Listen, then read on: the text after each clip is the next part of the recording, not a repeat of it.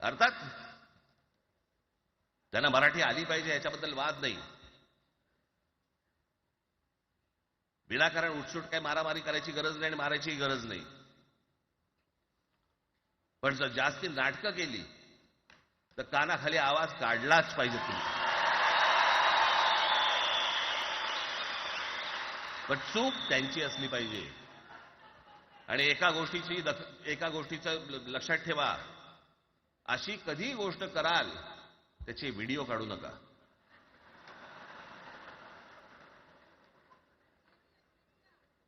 आपल्यामध्येच त्यांना कळलं पाहिजे.